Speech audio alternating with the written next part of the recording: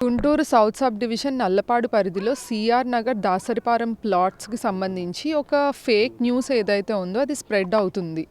వేల్పుర శ్రీదేవి అనే మహిళ, age 45 years, cost by Telaga, భర్త పేరు సామ్యుల్, సిఆర్ నగర్ ప్లాట్స్లో ఉంటారు.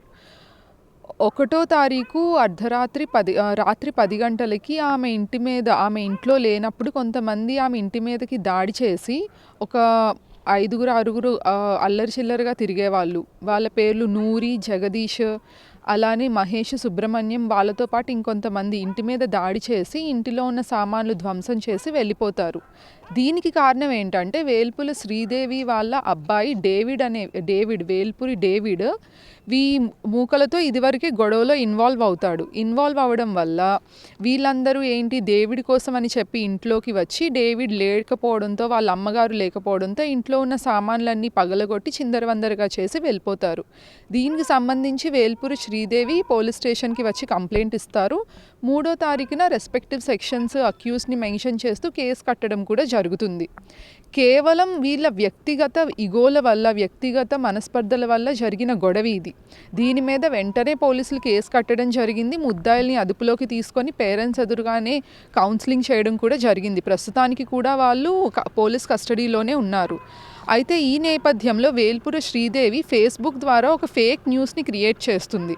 ఏమనంటే గాంజాకి సంబంధించిన మూకలు ఎవరైతే సిఆర్ దాస్ నగర్లో ఉన్నారో తన ఇంటి మీద అటాక్ చేసినట్టు, తనకి ప్రాణహాని ఉన్నట్టు, అలానే ఇదంతా కూడా పొలిటికల్ పరంగా ఎవరో చేయిస్తున్నట్టు ఈమె ఫేక్ న్యూస్ని క్రియేట్ చేస్తూ ఇక్కడికి వస్తే డిస్హార్మనీని, అన్వాంటెడ్ వాతావరణాన్ని క్రియేట్ చేస్తుందన్నమాట.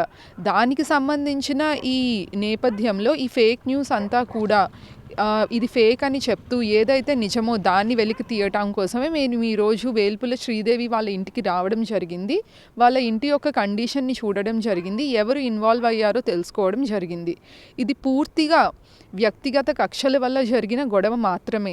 దీనికి గంజాయి రంగు, పొలిటికల్ రంగు పూసి తన యొక్క ఓన్ ఎలివేషన్ కోసం, పొలిటికల్గా తను ఎదగడం కోసం ఈ నరేటివ్ని వేల్పుల శ్రీదేవి చేస్తున్నారు. దీన్ని ప్రజలకు తెలియజేయడం కోసమే మేము ఈరోజు ఇక్కడికి రావడం జరిగింది. వేల్పుల శ్రీదేవి పొలిటికల్ క్యాండిడేట్ లేదంటే మామూలుగా పర్సనా madam? She is a public person, but Janasena పార్టీలో పనిచేస్తున్నాను అని చెప్పుకొని తిరుగుతూ ఉంటారన్నమాట. గతంలో ఏమన్నా వేల్పుల శ్రీదేవి మీద కేసులు ఉన్నాయి, ఇట్లా పొలిటికల్ అరైవల్ కానీ ఏదైనా? పాత కేసులు ఏమీ తన మీద లేవు. బట్ ఏంటంటే ఈమె ఫేస్బుక్లో ఇట్లాంటి పోస్టులు పెట్టడం వల్ల, ఇలాంటి పొలిటికల్ నరేటివ్ని సృష్టించడం వల్ల గాంజా రిలేటెడ్ మూకలు ఉన్నారని ఇలాంటి ఏవైతే ఫేక్ న్యూస్ క్రియేట్ చేస్తుందో దానివల్ల ఇక్కడ చాలా అశాంతి వాతావరణం నెలకొల్పుతుంది. అంటే గవర్నమెంట్కి కొద్దిగా ఇబ్బంది కలిగే వాతావరణం కదా మేడం? గవర్నమెంట్కి అగైనెస్ట్ వెళ్తుంది, లేకపోతే ప్రజలకి అని చెప్పొచ్చు. పబ్లిక్కి చాలా అనీజ్ అయిన ఎన్వైర్న్మెంట్ క్రియేట్ అవుతుంది దీనివల్ల. ఇక్కడ ఇది కేవలం కూడా వ్యక్తిగతంగా వీళ్ళ మధ్య జరిగిన గొడవల వల్ల ఇది జరిగిన ఒక ఇన్సిడెంట్.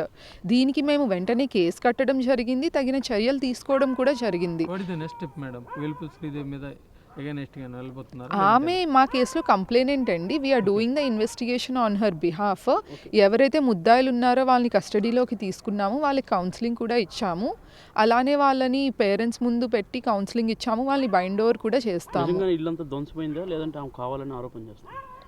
ఇంట్లో ఫ్రిడ్జ్ పగిలిన మాట వాస్తవమే, అలానే అల్మరా కూడా ఇరగొట్టిన మాట వాస్తవమే.